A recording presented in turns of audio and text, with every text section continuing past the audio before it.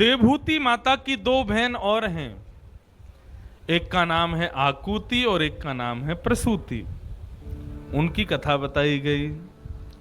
आकुति का विवाह रुचि नाम के प्रजापति से हुआ और इनके यहां पर यज्ञ नारायण भगवान का प्रादुर्भाव हुआ। बोलो यज्ञ नारायण भगवान की। यज्ञ साक्षात नारायण है, यज्ञो वही विष्णु। यज्ञ साक्षात विष्णु का स्वरूप है, नारायण का स्वरूप है। उनको बारंबार वंदन करते हैं, प्रणाम करते हैं। यज्ञो वही विष्णु। यज्ञ नारायण का ब्याह हुआ दक्षिणा के साथ, इसलिए जब तक दक्षिणा नहीं दोगे यज्ञ पूर्ण नहीं माना जाता। अब तुम ब्राह्मणों से कितना भी हवन करवा लो, कितना भी जप करवा लो, कितना भी पाठ करवा लो और कितना भी कथाएं करवा लो, लेकिन यदि तुमने दक्षिणा नहीं दी तो उनका यज्ञ, उनका जप, उनका तप, उनकी कथा, उसका फल उन्हीं को ही मिलेगा, ब्राह्मणों को ही मिलेगा, तुमको कुछ नहीं मिलेगा। अब देखो, शनि की महादशा चल रही है हम पर और उसके लिए जप कर रहे हैं ब्राह्मण, तो जो जप कर रहा है उसी की सही होनी चाहिए, हमारी सही क्यों होगी? लेकिन हम क्या करते हैं, ब्राह्मणों को फिर यथाउचित दक्षिणा दे देते हैं। तो दक्षिणा लेते ही ब्राह्मण क्या करते हैं, उन्होंने जितना परिश्रम किया पाठ में, जप में, उन सब का परिश्रम का जो फल है वो यजमान को दे देते हैं। यजमान के जीवन में सब सुख समृद्धि आ जाती है। इसलिए ब्राह्मणों को दक्षिणा देने का विधान है, क्योंकि यज्ञ की पत्नी है दक्षिणा। आकुति के 16 ब्याह हुए, 16 कन्याएं हुई। दक्ष प्रजापति से उनका ब्याह हुआ। 16वीं कन्या सती हुई। सती का ब्याह शिव से हुआ और उनकी कथा बड़ी प्रसिद्ध है कि पिता के यहां पर पति का उचित सम्मान ना होने की वजह से सती ने अपने प्राणों का परित्याग कर दिया। वो सब कथाएं यहां सुनाई गई। फिर इन्हीं आकुति, देवहूति, प्रसूति के 2 भाई हैं, प्रियव्रत और उत्तानपाद। अब उनकी कथा बताई जा रही है। एक राजा हुए, उनका नाम था उत्तानपाद।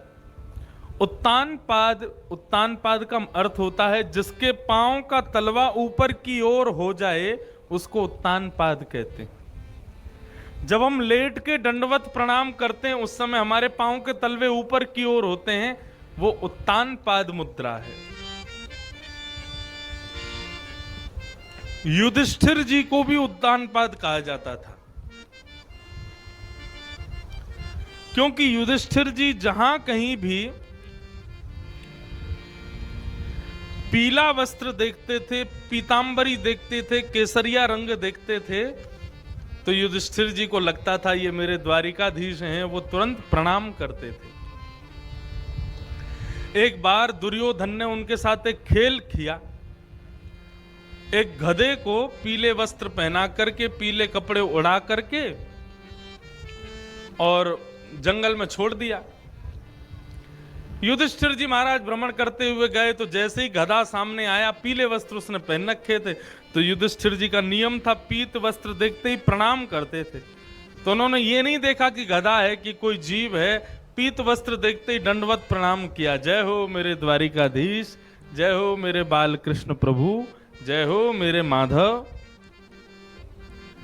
जैसे ही प्रणाम किया तो दुर्योधन आदि उनका मजाक उड़ाने लगे, देखो युधिष्ठिर गधे को प्रणाम कर रहा है, युधिष्ठिर गधे के सामने नतमस्तक हो रहा है। युधिष्ठिर जी बोले कहां है गधा? बोले तुम जिसको प्रणाम कर रहे हो वो गधा ही तो है। युधिष्ठिर जी बोले वो गधा नहीं है, मेरे द्वारिकाधीश है। दुर्योधन बोला अरे पागल, मैंने ही उसको पीले कपड़े में ढक दिया, तुझको पता नहीं चला, लेकिन उसके भीतर गधा है। युधिष्ठिर बोले मुझे पूर्ण विश्वास है कि मेरे द्वारिकाधीश हैं। दुर्योधन बोला मैं अभी कपड़ा हटा के दिखाऊं? बोले दिखाओ। जैसे ही वस्त्र हटाया तो गधा ही था, लेकिन युधिष्ठिर के प्रेम भाव की वजह से वहां पर द्वारिकाधीश प्रकट हो गए। और जैसे ही द्वारिकाधीश प्रकट हुए, प्रबल प्रेम के पाले पढ़कर हरि को नियम बदलते देखा, अपना मान तले टल जाए पर भक्त का मान न टलते देखा।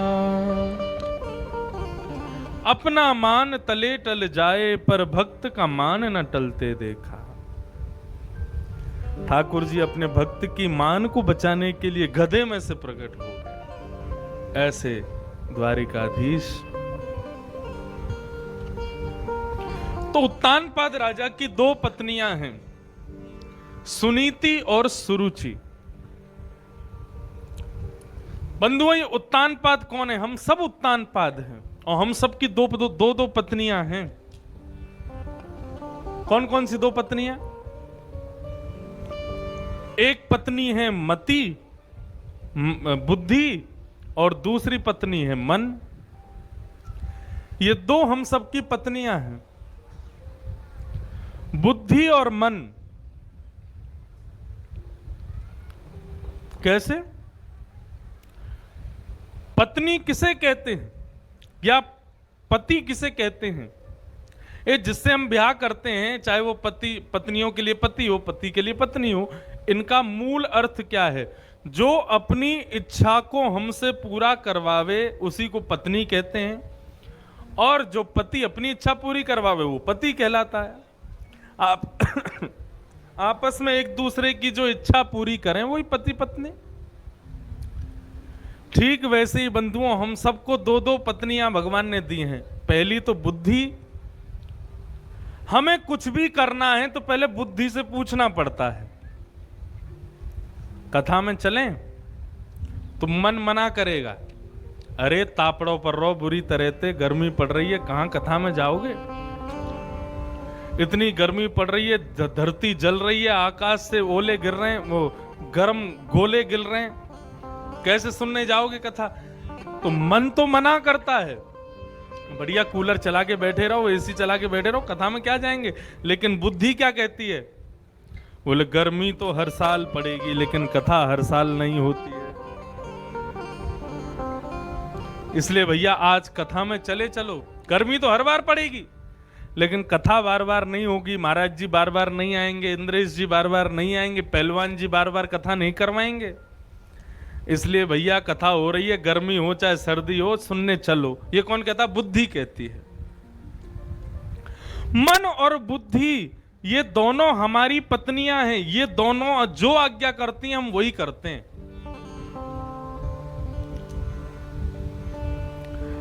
मन और बुद्धि। लेकिन बंधुओं,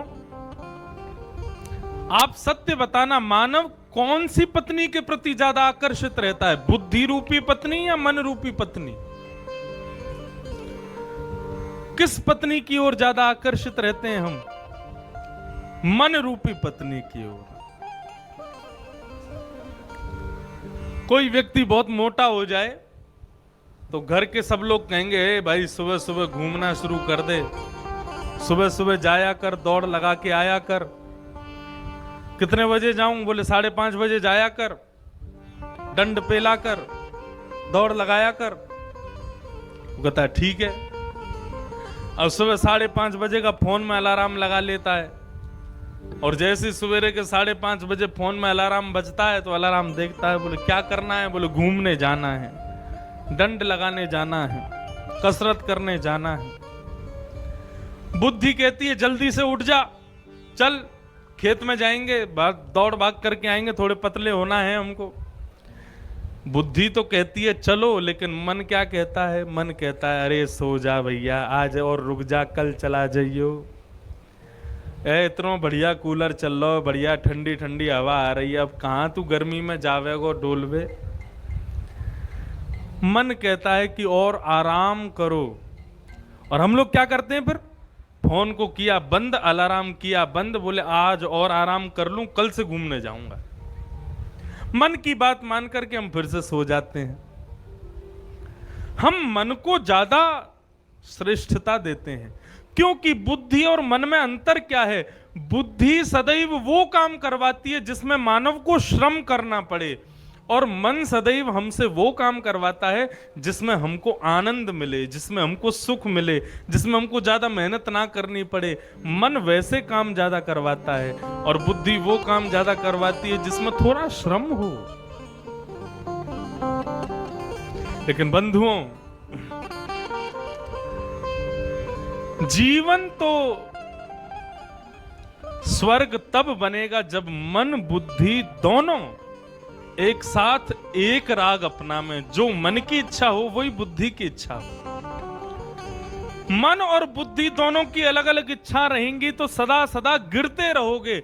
हमको तब तक भक्ति करनी है, तब तक कथाएं सुननी है, तब तक सत्संग करना है जब मन बुद्धि दोनों एक स्वर ना गाने लग जाएं। जैसे ही लगे कि अब दोनों एक स्वर गाने लगे तो आपको कुछ करना ही नहीं पड़ेगा, अपने आप जीवन संवर जाएगा। मन बुद्धि को बचाओ।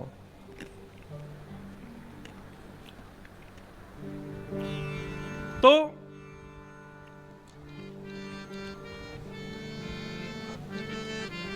उत्तानपाद राजा की दो पत्नी सुनीति और सुरुचि, छोटी पत्नी के प्रति ज्यादा आकर्षण होने की वजह से बड़ी पत्नी को घर से निकाल दिया।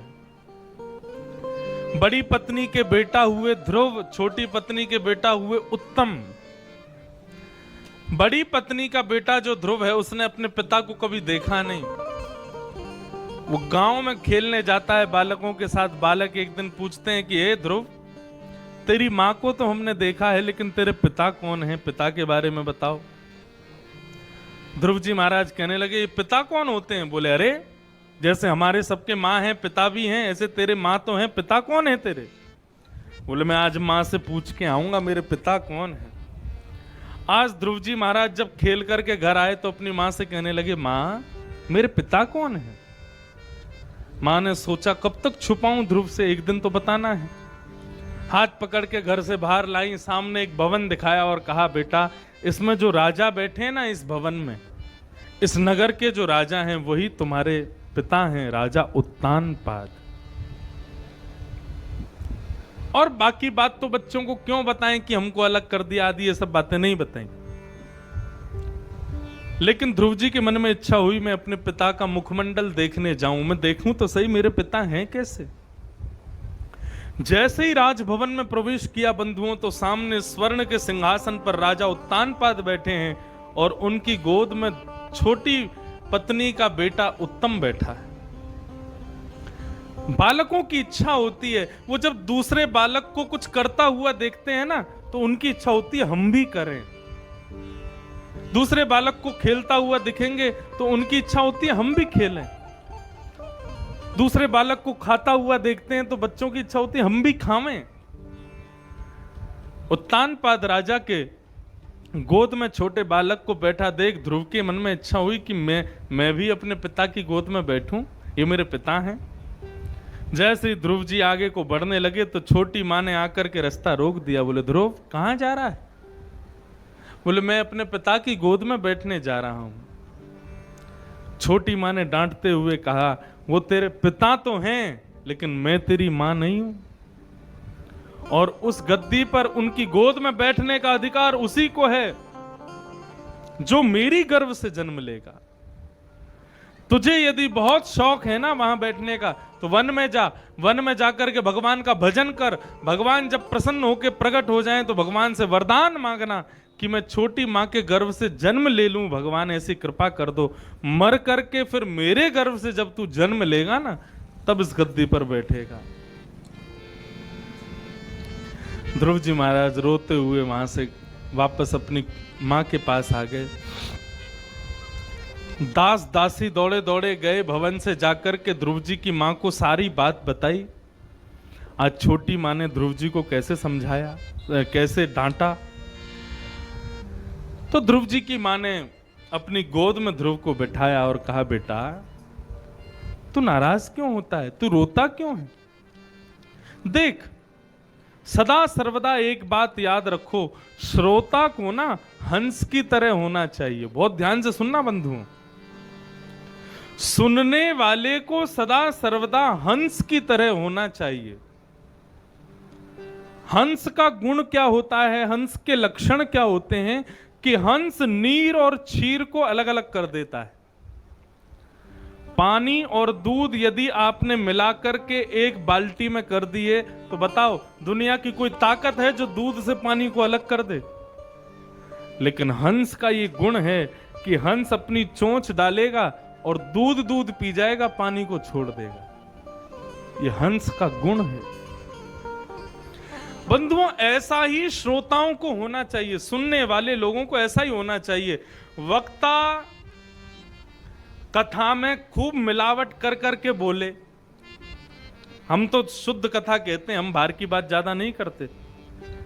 लेकिन आजकल कई जगह कथाएं होती हैं तो बड़ी मिलावटें आती हैं कथाओं में भी। चुटकुल्ला ही चुटकुल्ला चल रहे हैं, रसिया ही रसिया चल रहे हैं, और दे दनादन जो है फिल्मी गाने चल रहे हैं, डिस्को भजन चल रहे हैं। लेकिन हमको चाहिए कि हम पंडाल में यदि बैठे हैं तो वक्ता के प्रति, कथा के प्रति हमारे मन में कोई दुर्भाव ना आवे। हम उस समय हंस बन जाएं। हंस कैसे बने? वक्ता दूध भी पिला रहे हैं, वक्ता जल भी पिला रहे हैं, लेकिन हमको हंस की तरह केवल दूध पीना है। हमको केवल वो सुनना है जो हमारे लिए जरूरी है। श्री चैतन्य महाप्रभु एक कथा में पहुंचे तो वक्ता बड़ी अनर्गल कथा कर रहे थे, लेकिन चैतन्य महाप्रभु संत उस कथा में बैठ करके दोनों भुजा उठा करके कहें, वाह वाह वाह, आनंद आ गए हो, इतनी मधुर कथा, इतनी मीठी कथा। ऐसे करने लगे तो उनके सब शिष्यगण बोले गुरुजी, ये वक्ता तो अशुद्ध कथा कर रहे हैं, श्लोक भी गलत बोल रहे हैं, और आप इनकी कथा में बोझा उठा उठा के कह रहे हो कितनी बढ़िया कथा, कितनी मधुर कथा। श्री चैतन्य महाप्रभु बोले कि भैया देखो, कथा करने वाले कथा में कुछ भी कह रहे हो, लेकिन वो कृष्ण नाम तो कह रहे हैं, राम नाम तो कह रहे हैं, भगवान का नाम तो गब्बा रहे हैं इतने लोगों से, हमको उसी में ही आनंद आ रहा है।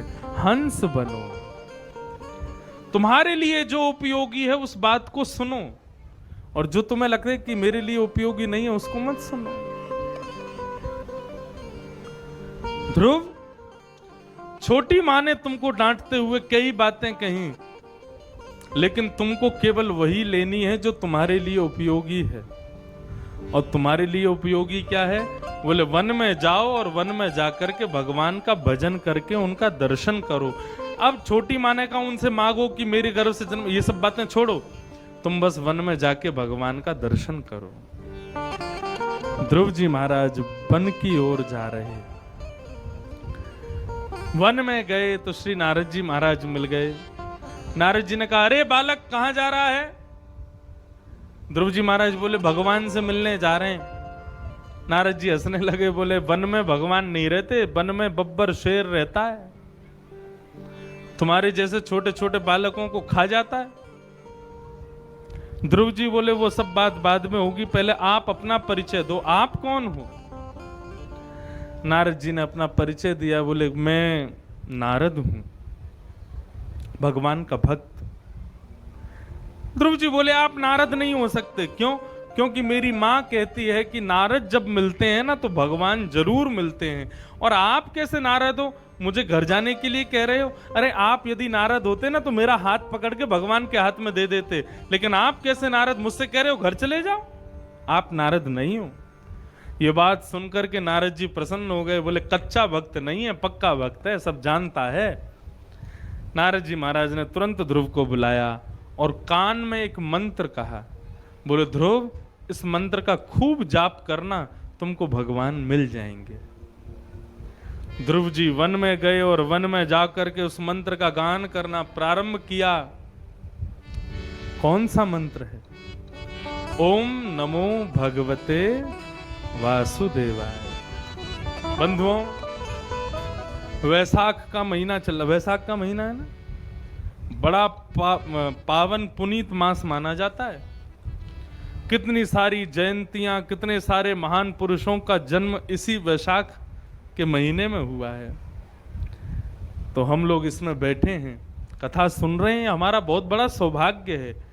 लेकिन बंधुओं, ये श्रीमद् भागवत का भगवत प्राप्ति का बीज मंत्र है ये। इसको यदि हम गान कर लें, और वो भी ऐसे पावन पुनीत महीने में गान कर लें, तो पंडाल में बैठ के भागवत जी के सन्मुख बैठ के गान कर लेंगे तो इसका लाख गुना ज्यादा फल मिलेगा। घर पे जाकर के और किसी महीने में और किसी स्थिति में यदि इस श्लोक को गाओगे तो पुण्य मिलेगा, लेकिन थोड़ा मिलेगा। लेकिन अभी गा लोगे तो इसका पुण्य लाख गुना ज्यादा मिलेगा। इसलिए सब लोग बड़े प्रेम और भाव से इस मंत्र का गान करना। ओम नमो भगवते वासुदेवा।